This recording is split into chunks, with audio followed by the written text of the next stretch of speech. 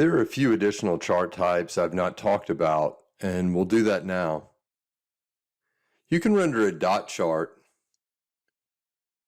by selecting this tab. If, for example, you wanted to split on attributing nephrologist provider NPI, the treatment of this information is more easily consumed in this dot chart format. Pie charts can be rendered for unsplit values of binary measures or for case volume. So for example, if you wanted to see case volume by CKD stage, you could split the data, show the case volume, hide the measure value, and then select the pie chart.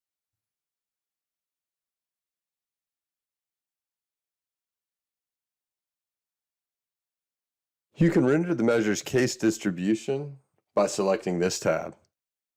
From here, you can filter and split as desired. You also have the option of exploring measure results on a map or choropleth. The map, which we are looking at now, plots bubbles centered on the patient's zip code. The size of the bubble reflects the case volume for that particular zip code. The larger the bubble, the larger the case volume. When you hover over a bubble, you will see the measure value, numerator, and denominator for the zip code in a pop-up in the upper right corner. When you click on the bubble, this pop-up persists and you can filter to this zip code by clicking this link. You can also view the measure's results as a choropleth where the patient's zip codes are outlined. The feature here works just like the map, with the exception that case volume is not accounted for.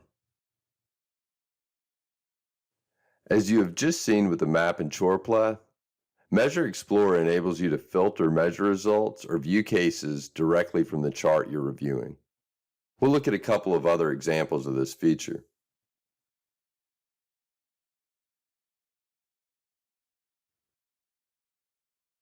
If you're interested in getting details specific to a particular period of time on a run chart, you can simply drag the cursor over that period of time.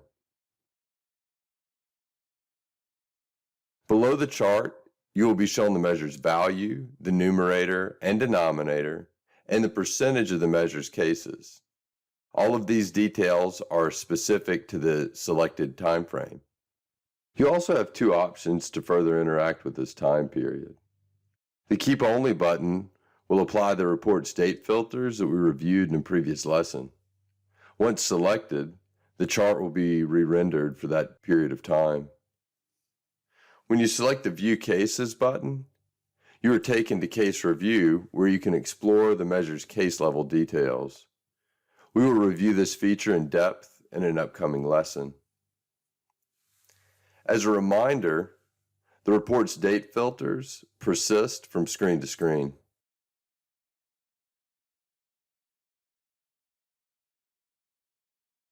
One more example of how you can interact with charts. If we render this measure as a bar chart and apply the CKD stage category split, we will see similar ways we can interact with each bar.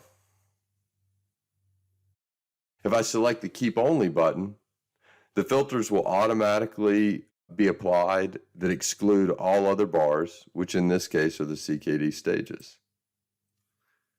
So you can see the filter up here has been applied for only CKD stage 5.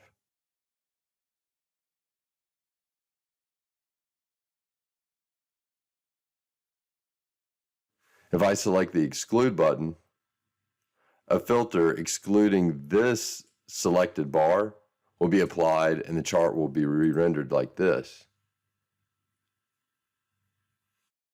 Finally, the Case Review button will take you to case review for the selected bar.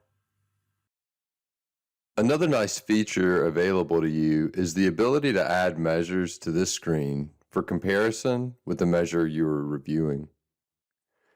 To add a comparison measure, simply select another measure from this dropdown,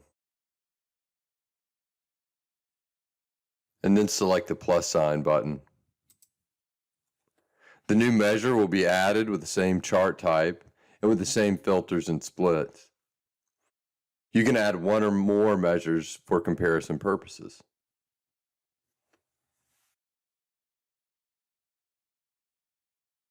There are just a few more features I would like to quickly review before we wrap up this lesson. These features are grouped together to the right of the report state filters. When you click on this question mark icon, you will see measure information as well as terms that are associated with the measure.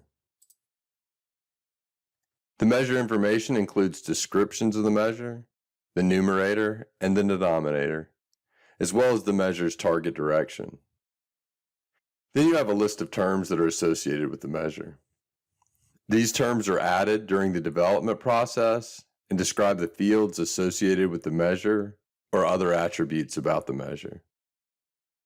Within the term definition column, you will notice certain terms are called out, like nephrologist office visit. The term is called out in a different color text, indicating that it is another term related to the one you're reviewing. So we can see down here the nephrologist office visit entry. This entry references another term, as well as a value set.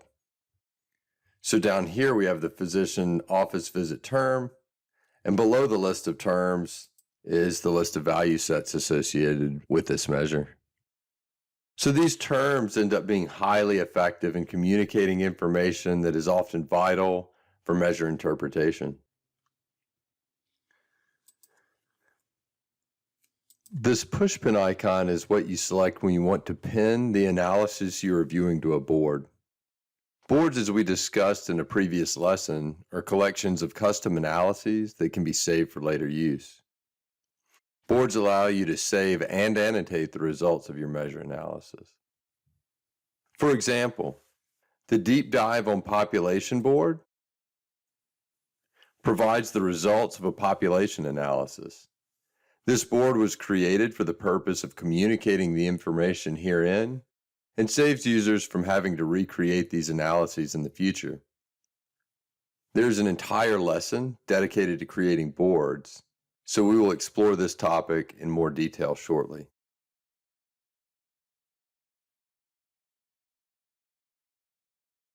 The arrow icon allows you to share this chart with other users. When you share a chart, you can do so publicly so that all users are notified in their news feed and via email, or privately to one or more users you select. You can also add a note with any charts you share. Finally, the vertical ellipsis icon provides the options for downloading the chart as an image or downloading a CSV file with the data used to create the chart. In this case, the dates on the x-axis and values on the y-axis. We just reviewed Measure Explorer's extensive feature set. You are now empowered to visually explore measure results with a variety of tools and chart types. Thank you for taking a moment to watch this lesson, and I look forward to catching you in the next one.